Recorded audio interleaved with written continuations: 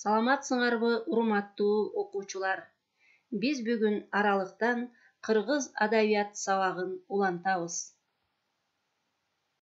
Бүгүнкү сабагыбыздын темасы Нурмолдонун өмүрү чыгармачылыгы жана анын нускоолору. Ал эми балдар, сабагыбыздын максаты Нурмолдонун өмүрү чыгармачылык жолу боюнча таанышабыз. Акын жазуучунун инсандык бейнесин ачып, чыгармачылыгындагы урунтуу учурларын талкуулап, талдап, баалайбыз. Нурмолдонун нускоолор деген кыска саптардан турган ырларына талдоо жүргүзүп, андагы өзгөчөлүктөрдү аныктап, салыштырабыз.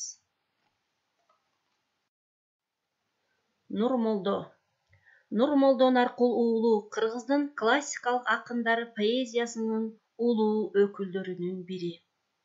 Ал 1838-жылы Ала Бука районунун Кош Терек айылында жарык дүйнөгө келген. Нурмолдо бала кезинде эле тың, чыйрак, зээндүү, таланттуу бала болгон. От болуп чыккан жашынан, оттой күйгөн башынан деп ал жөнүндө Коргоол акын бекеринен ырдаган эмес.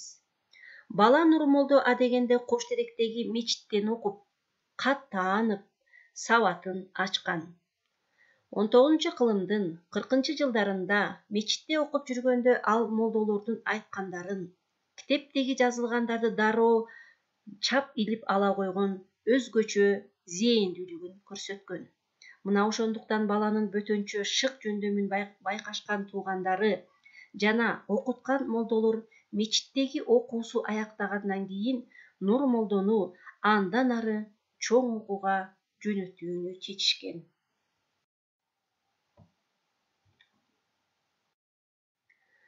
Нурмолдо Наркул уулу 1850-жылы Наманган калаасындагы Молдо кыргыз медресесинде окуйт. Ал аталган медреседе өз жөндөмүн көрсөтүп, мударис окутуучу болуп иштеп калган. Медреседе мугалим болуп окуп жүргөн кезинде тагдырдын буйругу менен Индиянын Кашмир шаарына барган. Кашмирде 5 жылча жүрүп, өнөр билими үйрөнүп, Кашмирден ары Арабстандагы Мекке, Медина шаарларын кыдырып, чоң тажрыйба, өнөр билим топтоп, Ала Букага кайтып келген. Маалыматтарга караганда ал араб, фарси, түрк тилдерин билген. Анын оор кеселдерди айыктырып жиберүүчү табыпчылык өнөрү да болгон.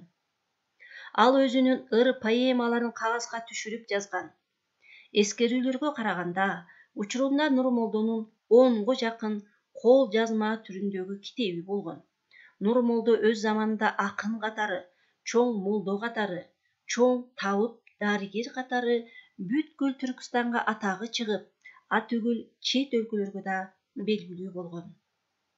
Нурмолдо бир нече тил билген. Ал тилдерде көп китептерди окуган билимдүү адам болгондуктан түрк калктарынын тарыхын, Куранды, диндик санжыра икаяларды, чыгыш адабиятынын үлгүлөрүн жакшы билген. Ал айрыкча кыргыз элинин оозеки көркөм адабиятын, эпосторун, элдик поэмаларды, ырларды терең билген. Өзү манасчы да болгон.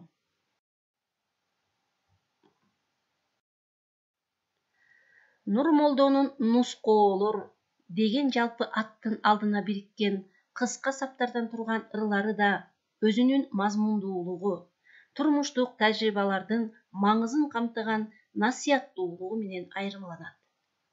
Нурмолдо мындай нускоолорду элге, жаштарга тарбия, багыт берүү максатында ырдаган. Маселен, тарыхты таңганың, тамырсыз калганың дейт Нурмолдо бир ырында. Бул бүгүнкү күн үчүн абдан маанилүү. Нурмолдонун бул накылы Чыңгыз Айтматовдун маңкуртчулук жөнүндөгү ою менен үндөшүп турат. Эгерде биз өзүбүздүн улуттук тарыхыбызды унутсак, жет атабызды, ата-баба салтын билбесек, анда чынында эле тамырыбыздан ажырап, өз энесине каршы жаа тарткан манкурт жоломанга же бугу энеге ок аткан өз бешигин бүлүндүргөн ороз кулга окшошуп калышыбыз мүмкүн. Ошондуктан өз элинин, өз мекенинин тарыхын билүү, аны менен сыймыктануу ар бирибиздин парсыбыз. Нурмолдо бизди ушуга чакырат. Ошондой эле Нурмолдо бир нускоосунда каргалардын арасында шумкар карып, качырлардын арасында тулпар карып дейт. Бул да терең айтылган турмуштук ой сабак. Чынында ич дүйнөсү кең эмес, чектелген майда кишилер акылман, залкар адамдарга түшүнбөй, кайра андай мыктыларды тебелеп, кор кылып коерун турмуштан байкап жүрөбүз. Майдалар чыныгы, бийик, асыл нерселерди баалаганга жөндөмсүз. Асылды асыл баалайт. Бийикти баалаш үчүн өзүңдү да бийиктикке көтөрүлүшүң керек. Нурмолдо акындын нускасы мына ушундай.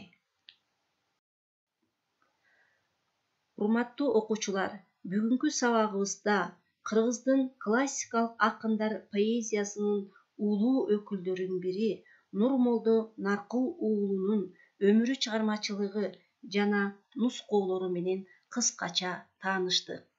Эми балдар, окуу китебиңерди ачып, кеңири маалымат алып, окуп чыккыла. Кайтарым байланышка чейин саламатта калгыла.